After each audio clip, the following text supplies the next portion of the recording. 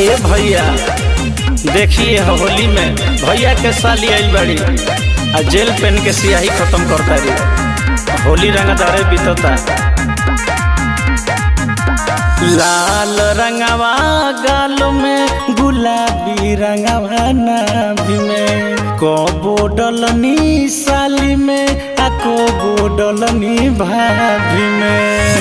शहर के पढ़ल होई पोएम पढ़ली है, शहर के पढ़ल होई पोएम पढ़ली है। ससुरारी से साली अइली है, जेल पेन कलम चलैली है। ससुरारी से साली अइली है, जेल पेन कलम चलैली है।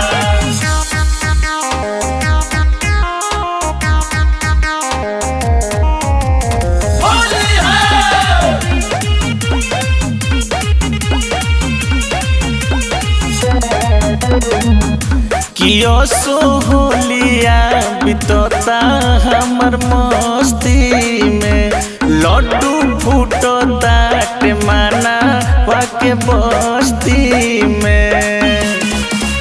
कियो सो होलिया बितता हमर मस्ती में, लड्डू फूटता माना वाके बस्ती में।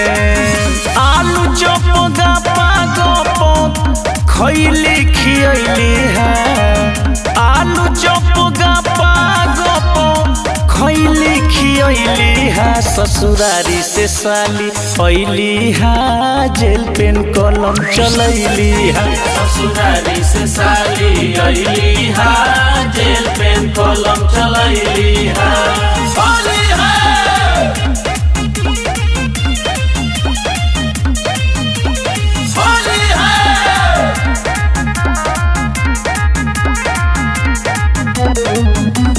अंग्रेजी बोलतारी बड़ी तेज बड़ी हो, लव कइल जाला ठीक उहेज बड़ी हो।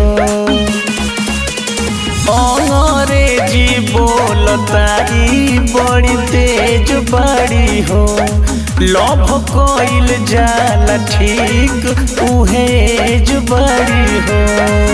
परदीप प्यारा जी के देखी के चुनैली है, परदीप प्यारा जी के देखी के चुनैली है। ससुरारी से साली अइली है, जेल पेन कलम चलैली है। ससुरारी से साली अइली है, जेल पेन कलम चलैली है।